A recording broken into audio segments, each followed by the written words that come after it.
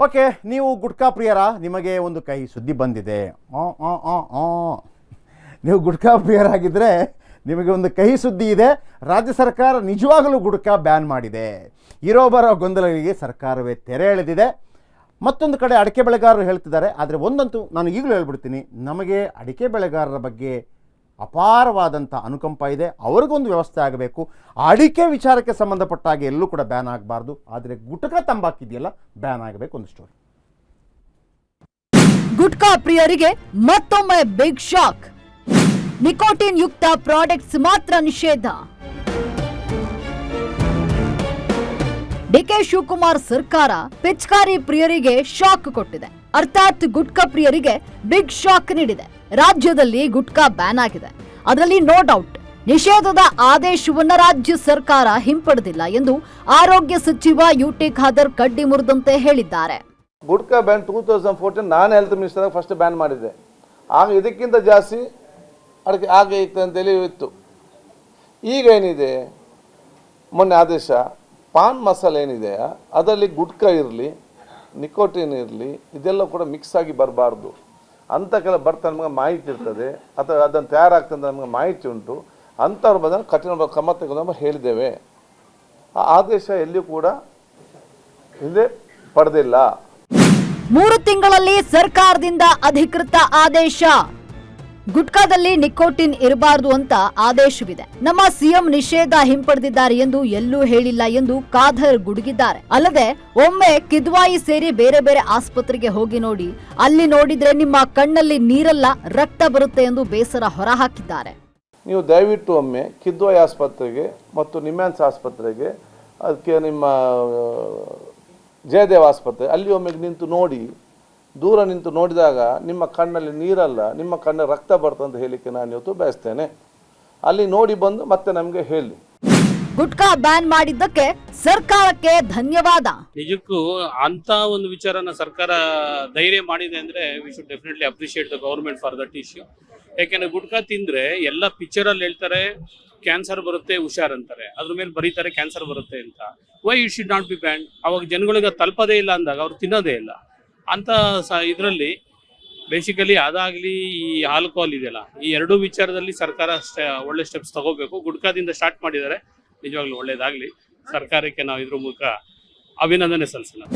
Gutka ban ಮಾಡ್ಲಿ, CM best ಕೆಲಸ ಮಾಡವ್ರೆ. ತಿನ್ನೋರ್ಗೆ ಸ್ವಲ್ಪ ಕಷ್ಟ ಆಗ್ಬೋದು, ಯಾಕಂದ್ರೆ ಡ್ರೈವಿಂಗ್ ಮೇಲೆಲ್ಲ ಇರ್ತಾರೆ, ಅವ್ರಿಗೆ ಆಲ್ರೆಡಿ ಅದು ಬೇಕೇ ಬೇಕು. ನೋಡಿ, ನಮಗಂತೂ ಅದು ಅಭ್ಯಾಸ ಇಲ್ಲ.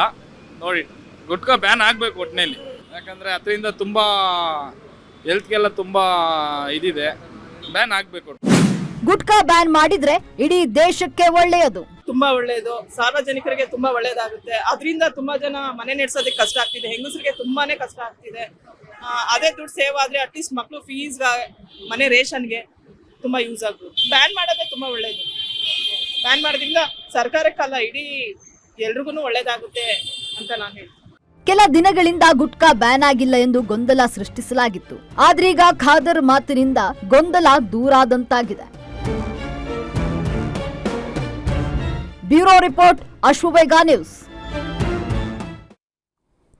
ಅಡಕೆ ಬೆಳೆಗಾರರಿಗೆ ಪಾನ್ ಮಸಾಲ ವಿಚಾರ ಅಲ್ಲ, ಆದರೆ ಈ ನಿಕೋಟಿನ್ ಇದೆಲ್ಲ ಮಿಕ್ಸ್ ಮಾಡ್ತಾರಲ್ಲ, ಅಂಥ ಗುಟ್ಕಾ ಬ್ಯಾನ್ ಆಗಲೇಬೇಕು. ಆಮೇಲೆ ಕೆಲವರ ಮಧು ಅಂತ ಇಟ್ಕೋತಾರಪ್ಪ ಆ ಹುಡುಗರೆಲ್ಲ, ಒಳ್ಳೆ ಹಿಂಗಿಟ್ಕೊಂಡು ಸಿಂಗ್ಲಿಂಗ್ ಅಂತಾರ ಕಾಣ್ತಾ ಇರ್ತಾರೆ. ಬಾಯಿ ಉಲ್ಟಾ ಮಾಡಿ ಏಕ್ದಮ್ ಸಿಂಗ್ಲಿಂಗ. ಈಗ ಕರ್ನಾಟಕ ಮಾತ್ರ ಅಲ್ಲ ಬ್ಯಾನ್ ಮಾಡಿರೋದು, ಎಲ್ಲಿ ಭಾರತ ದೇಶದ ಯಾವ್ಯಾವ ರಾಜ್ಯದಲ್ಲಿ ಬ್ಯಾನ್ ಆಗಿದೆ ಗೊತ್ತಾ ಗುಟ್ಕಾ? ದಕ್ಷಿಣ ಭಾರತದಲ್ಲಿ ಕರ್ನಾಟಕದಲ್ಲಿ ಮಾತ್ರ ಬ್ಯಾನ್ ಆಗಿಲ್ಲ, ಎಲ್ಲ ಕಡೆ ಬ್ಯಾನ್ ಆಗಿದೆ. ಕೇರಳಂ ಬ್ಯಾನ್. ನಿಮ್ಗೆ ಗುಟ್ಕಾ ಸಿಗಲ್ಲ, ನಿಮಗೆ ಬ್ಲ್ಯಾಕ್ ಮಾರ್ಕೆಟಲ್ಲಿ ಸಿಗುತ್ತೆ, ಅದು ಬೇರೆ ಬಿಡಿ. ಕೇರಳಂ ಬ್ಯಾನ್ ಮಾಡಿದೆ, ತಮಿಳ್ನಾಡು ಬ್ಯಾನ್ ಮಾಡಿದೆ, ಆಂಧ್ರ ಪ್ರದೇಶ ಬ್ಯಾನ್ ಮಾಡಿದೆ, ತೆಲಂಗಾಣ ಬ್ಯಾನ್ ಮಾಡಿದೆ, ಮಹಾರಾಷ್ಟ್ರ ಬ್ಯಾನ್ ಮಾಡಿದೆ, ಗುಜರಾತ್ ಬ್ಯಾನ್ ಮಾಡಿದೆ. ಗುಜರಾತಲ್ಲಿ ಗುಟ್ಕಾನೂ ಸಿಗಲ್ಲ, ಎಣ್ಣೆನೂ ಸಿಗಲ್ಲ. ಗೋವಾ ಬ್ಯಾನ್ ಮಾಡಿದೆ, ಗೋವಾದಲ್ಲಿ ಗುಟ್ಕಾ ಮಾತ್ರ ಬ್ಯಾನು. ಇನ್ನು ಕರ್ನಾಟಕದಲ್ಲಿ ಬ್ಯಾನ್ ಆಗಬೇಕು. ಆಮೇಲೆ ಗುಟ್ಕಾ ಮಾರ್ಕೆಟ್ ಇದೆಯಲ್ಲ ಸರ್, ಗುಟ್ಕಾ ಮಾರ್ಕೆಟ್ ಇದು ಹೇಳ್ಬಿಡ್ತೀನಿ.